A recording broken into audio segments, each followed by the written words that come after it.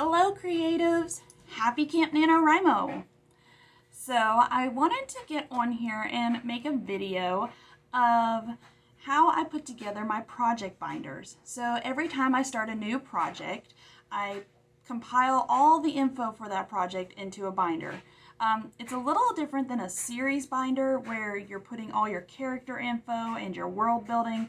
This one more has everything about the writing journey. So from the outlining to the drafting to the editing to betas to marketing, it all goes into this one binder in one safe spot. And this is just something that I have done for all of my projects. And since we are, starting a new project for Camp NaNoWriMo, I thought it would be cool to kind of show you my process. And before I forget, my name is Nicole. I am a self-published author of 4 books. I mainly make writing vlog videos, but I am going to start sprinkling in some videos that kind of showcase what I do as a writer, just in case it may help you out. My cats tend to hang out in the background. That's River back there. So if you like what you see, please leave a like, leave a comment, and let me know about what you're doing for your Camp NaNoWriMo project this year. And if you want to keep in touch about the videos that I'm going to be making, please subscribe and ring the little bell so that you never miss an update.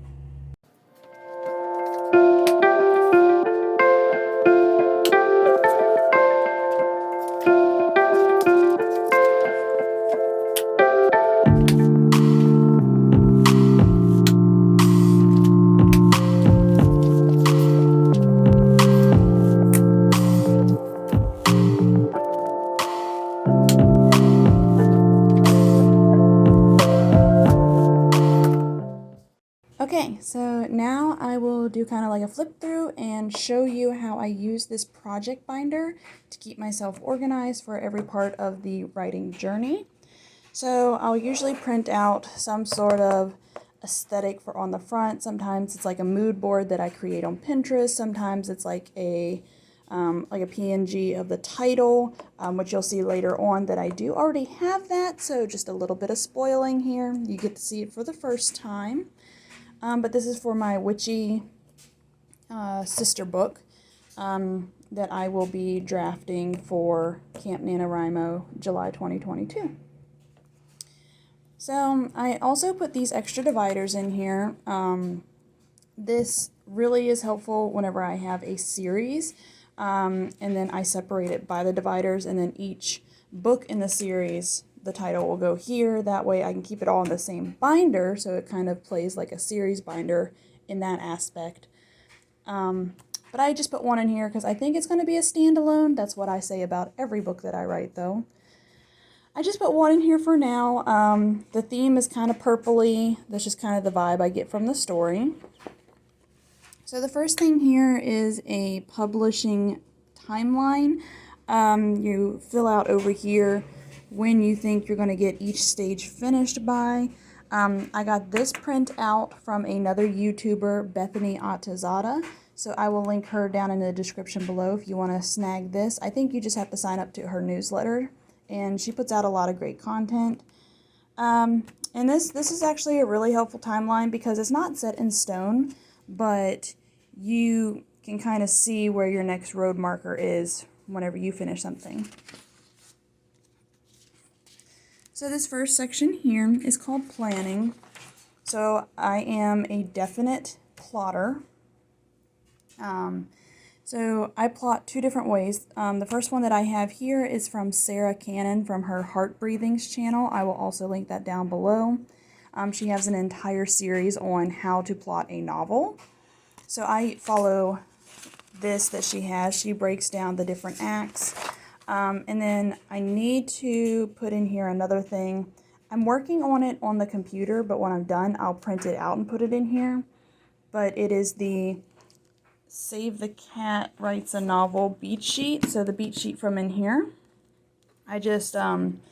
I will make headers of the different beats and then fill it out about the story. The reason that I like to use both plotting methods is because they hit different points sometimes, and sometimes it just lines up better with this one, or it lines up better with this one, and then the way things are described, I understand it better from one versus the other. All right, so the next section is called drafting. So I create these little game boards for filling out your word counts. Of course, like I said, this one is witchy, so lots of witchy kind of cool things going on here. And then there is the title.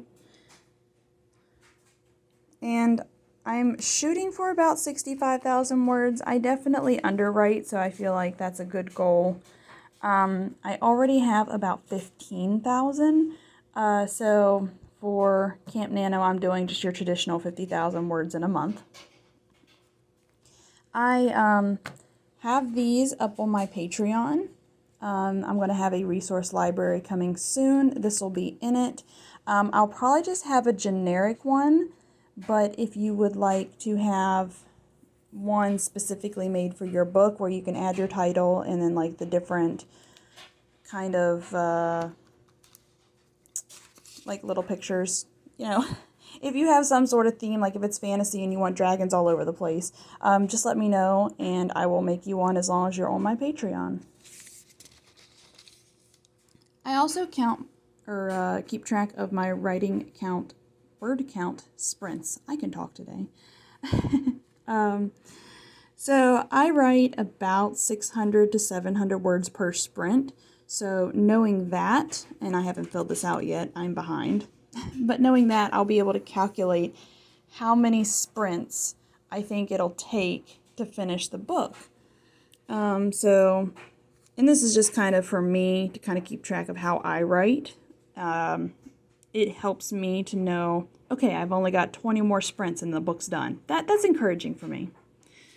But you'll put your date and you'll put how many words you got for that sprint, and then for today's total, and then the overall total of the project. This habit tracker will also be, this word tracker will also be in my resource library on my Patreon. And again, purple, just because I like it. And then there is milestones and rewards. So I think for this book, I'm probably going to reward myself maybe every 5,000. That is a big jump though. I may even knock it down to every 4,000. But what I'll do is I'll put the milestone here. So if I put 4,000 words, and then over here I'll put the reward. So maybe a Starbucks coffee. And then over here, 8,000 words. And then over here, a new notebook. So it kind of gives you something to strive for, and you're able to customize it to things that will motivate you.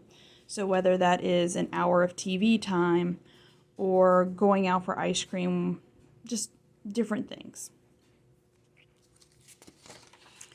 All right, and the next section is called editing. So what goes here is after I finish the first draft, I print it out. Printing it out helps you see it in a different format versus being on the computer, and that is how I will edit. I will literally get my red pen and start marking it all up.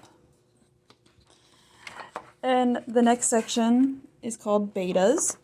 So I do enlist the help of beta readers. So here I will have a spreadsheet of all the beta readers that I am using. I'll have their name, their email, and then I'll keep like a running tally on if they're doing a good job as a beta reader, like being timely, giving critique, rather than just, that was good.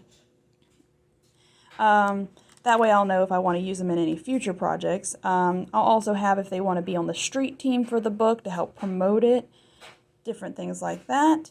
And then I will also have a list here that I print out, or even if I handwrite, it just depends project to project, of all the notes that I'm going to take. So whenever I compile all of their feedback, I will have a list of notes and things that I need to fix in the next rewrite, and that'll be here. And then the last section is marketing. So in this section, I'll have a list of my street team people. I'll have a list of any like blog tours or literally anything that has to do with marketing leading up to the release and launch day and after the release. This is where I'll keep all my plans. So I will go ahead and put a sheet in here because I also like to brainstorm ideas as I'm doing the beginning stages of the book. That way, when it comes time to actually start implementing the plans, I'll be like, oh yes, I wanted to do this time. And I'll keep a running tally on if I felt like it worked, if it got good engagement, if it got good turnaround as far as pre-orders. This helps me see what I want to do for the next project.